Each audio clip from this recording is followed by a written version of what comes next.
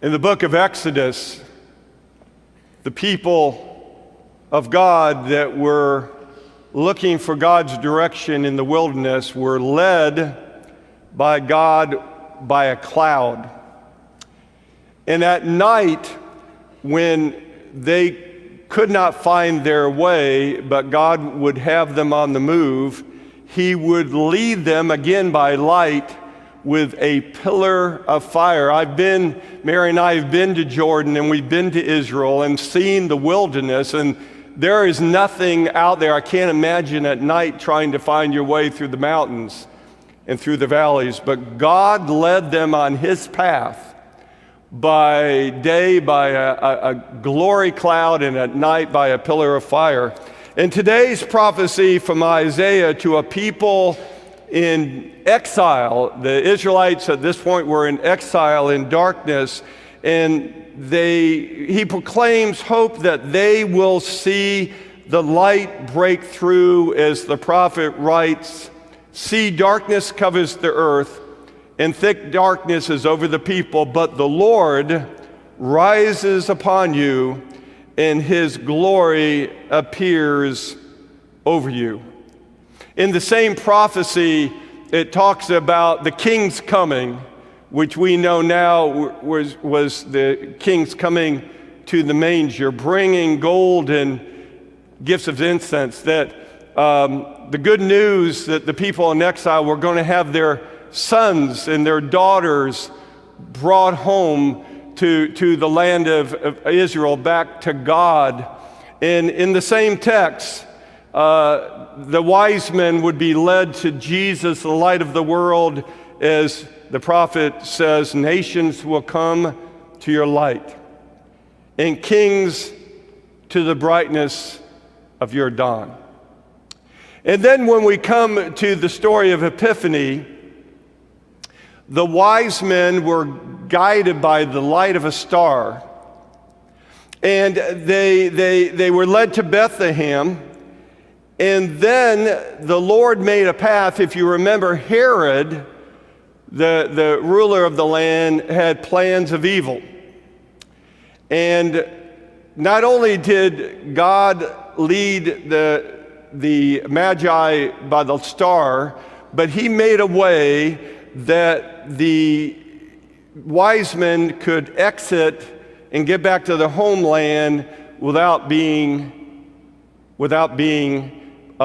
revealed by Herod. Here's the crux of the matter. The Lord promises are not that His people will never face darkness. Instead, His promise is that His light will come to lead His people, sometimes one step or one day at a time, through the darkness, and He will not let the darkness overcome us. That's His promise. Not that we won't hit darkness or challenges, but He promises all the way through Scripture that He will lead us by His light, and He will make a way where the darkness will not overcome us. I was reading a blog over the last couple weeks by a woman named Debbie McDaniel about when God brings challenges, God's light still shines in the darkness. She writes this: "Nothing ever remains the same in this world. Things change, people move, time goes by, kids grow up. And sometimes our footsteps falter on things we've depended on so very much, but really aren't meant to fully support us." She continues, "When darkness looms close in life and a crisis occurs, when anxiety builds and fear surrounds, we may stumble, we may fall. And our hopes get dashed and the future starts to look dim. We face obstacles along the path that seem much too hard to navigate through. Shadows hover over the way that once appeared clear." And then the author concludes, but here's the truth. In it all, His light shines. It never flickers. It never flickers out. It doesn't hide itself away. because he never changes. It will not be overcome by darkened days. Clear and constant, guiding our path, he, the Lord, gives hope and purpose through every treacherous step along the journey. So again, here's my message this morning. That the biblical promise is not that we as Christians will always avoid challenges or darkness on our faith journey. The promise is this: God's light will bring us through. God's light will always make a way through. I want you to hear a testimony that we videotaped yesterday. It's by a couple, Molly and Brandon, a young engaged couple that been attending a church for a while. Molly works for Wounded Warriors, and Brandon is a first responder. And they shared in an email a testimony with me. And I said, would you let me videotape this with Tori and show to the congregation? And it's a brief testimony of the challenges this young couple has faced over the last 12 months, and testimony how God has made a way through. Let's see if we can roll that testimony.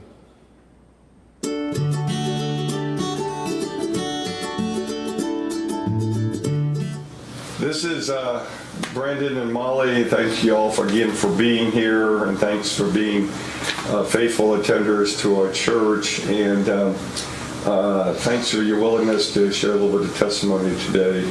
About a year ago, you, Brandon, talked about with Molly about pursuing a dream of firefighter. It meant a step of faith. It meant leaving behind a career, what your master's degree was in, and walking away from that to go to school to train to be a firefighter and prepare for that. Yet you felt led by God to do it. Tell us a little bit about that. Sure. So yeah, in December 2017, I decided to walk away from the job that, like you said, grad school had prepared me for, and it was a state salaried job with great benefits, and it just wasn't as fulfilling as I wanted it to be. And so Molly and I had always talked, even before then, about if I ever did anything else, I'd become a firefighter. And so we were talking about it, and just dating, she supported me fully and said, if you want to do that, I totally supported it, and I was worried about what her parents were going to think. A guy that was leaving his job to go become a firefighter, but they all supported me immensely. And so, quit my job in December 2017 and started all this past year going to EMT school in the fire academy, and just finished that up in August. A lot of people, in terms of their future plans, everything's got to be in order. People wait till everything they're done with school to get engaged. No, you guys are in the middle of less time together, middle of tighter income together, and you decide, I'm going to propose to this woman in the middle of all this. How come you did it at that time? Yeah, there were days where I'd be gone for 17 hours a day because I was still working while going to the fire academy, and it was the type of thing that I knew that Molly was something that made my life better, and she supported me through my decisions, and I'm a very practical person, so it wasn't really the best time if you look at practicality, but through faith and through God's prayer and wanting to spend more time with this woman for the rest of my life, I wanted to make sure that she was by my side throughout the journey for sure. So at that point, some of the challenges began. Molly had back surgery. Molly had a car accident, and then a second car accident. Money's already tight. The car she didn't have a car. Later on, found out she needed a transmission. On top of all that, felt led to leave a job that just wasn't working out and was not fruitful for you. And you say in your testimony that you all prayed through those challenges together and felt that God led you through each of those challenges. Say a little bit about that prayer and that faith and that struggle. Yeah, so simple things, praying before every meal, and I think just the more constant communication. So and more praying before every meal together. He would leave me little notes around when he knew I was going into a job interview after I was finding myself unemployed for a bit. Silent prayer together, holding hands, but praying to ourselves individually, and then talking through what we prayed about, whatever's on our heart at that time, and just seeing what God was kind of telling us through the little nudges in our intuition where we just felt in our heart of hearts we were being led. And you never stopped attending church. You didn't stop giving to God through trying times. Obviously, you didn't give up on faith, though you were going through disappointing struggles. Mm-hmm. Correct. Yeah, I mean, I think one of the big things is it was easier for me to get through the year once I realized that I wasn't in control of it. We went through one thing after another, and we were going through our savings. We were going through, having to buy a new car and everything. It just seemed like we got through one hurdle and another hurdle came up. And Molly was really good about reminding me that it's not me that's making these decisions, and I know that you've told us before that God would never put more on our plates than we can handle, and so it was one thing after another, and it was rough, but it's silly to say, but we're really thankful for this past year. We know exactly what type of relationship we have. We know that God's unwavering love is with us no matter what, and will get us through the difficult times. In the last couple of months, you've seen the answers to his prayers. Molly landing a job with the Wounded Warriors, which is a dream job. Finding out your transmission was covered under extended warranty. Your orthodontics work, Brandon, turned out to be free by the grace of the doctor, and you landed a full-time job as a firefighter starting next month, hopefully. Yes, sir.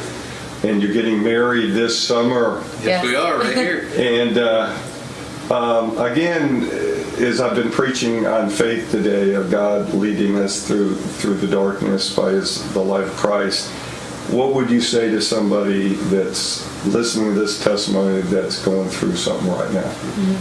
I would just say keep the faith. It seems like you go through dark times, and like we experience where it's kind of one hit after another. You think, okay, we've been blessed, we got through this, but another thing gets thrown your way. It just always seems like if you keep the faith and you keep your connection with God and you keep tithing, you keep praying, you keep meditating together, then there's always that little miracle that holds you through, keeps you going. I always use the example, we feel like we're going to be depleting our entire savings, but then someone blesses us with a gift card and that gives you your groceries for the week, and it's always kind of that one little thing that gets you through to the next, and then the next, and then the next, and then next thing you know, we're here now where we're both employed in our dream jobs. We are planning our wedding to be here at Lake Mag in a few months, and it's just keeping the faith, just holding on. And I know for me it was, Molly did a really good job of I'm very practical, and so I worry and think about money and finance, how we're going to dig out of the hole, but it's just a lot easier when you fully submit to God and His plan. He has a greater plan than we all know, and like Molly said, making sure we continue to tithe even though money was tight. It was our way of knowing that we're fully giving into God's plan, that He's going to provide for us as long as we provide for Him as well. And so just fully submitting, knowing that you can't control anything more than He can, because He has a better plan for us all. And there's not only light at the end of the tunnel, but it's a shining sun, because it's going to be a great plan when it finally pans out. Molly, Brandon, thank you so much for sharing your testimony today. For sure, thank you. Well, again, it's not that when we come to Jesus, everything is always smooth sailing. We will go through struggles, we'll go through temptations, we'll go through doubts, and we'll go through some griefs. Instead, I want to sum up what I believe the biblical promise of God is as we hit times of darkness. Number one, God's light will lead us through the night, and when we lose our way, His word and spirit will lead us home. Psalm 119 says it this way: His word is a lamp to my feet and a light to my path. And number two, no matter what darkness we face, no matter what we go through, we can count on Jesus to shine hope. We can count on Jesus to make a way.